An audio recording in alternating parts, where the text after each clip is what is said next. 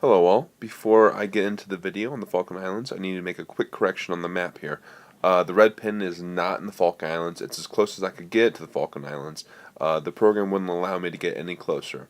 The Falkland Islands are actually to the northeast of where the pin is. The shadow of the pin is almost touching it. There are actually two islands, East Falkland Islands and West Falkland Islands. So just so you know, the red pin's a little off.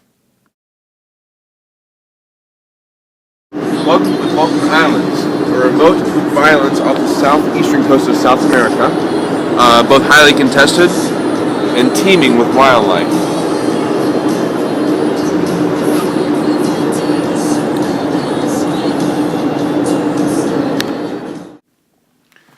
The first part of the video is going to focus a little bit on the history aspect of the Falkland Islands. Like I said before, it's very highly contested, and it was between the British and the Argentinian government. In fact, in 1982, there was a war that lasted 74 days, and close to 1,000 people died. So you can go ahead and try to figure out how many people that is per day that died for control over the Falkland Islands. And as you may be able to tell by the flags, the British won the war.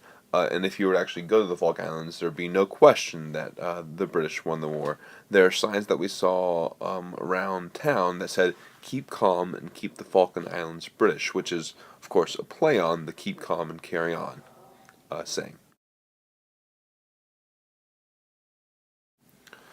And this is the southernmost cathedral in the entire world we got to visit.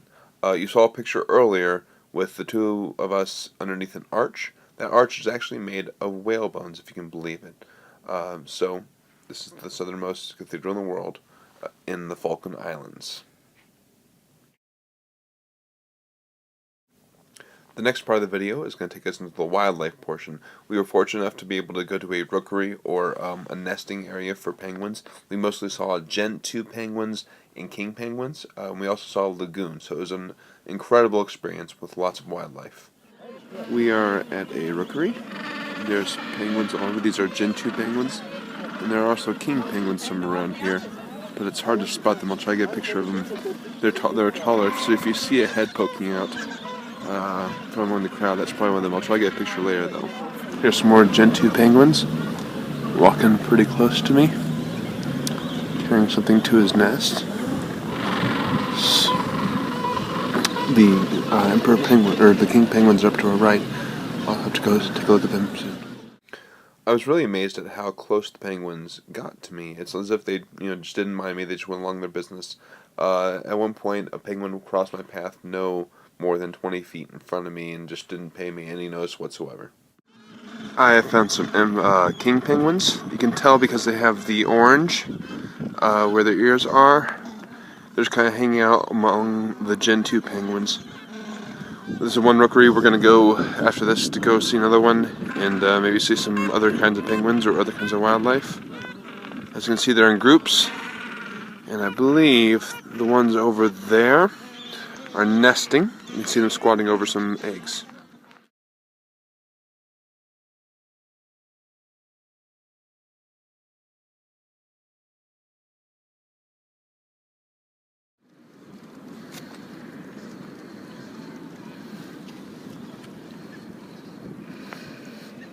Gen 2 penguins, I don't know if you can hear them walking across the mud.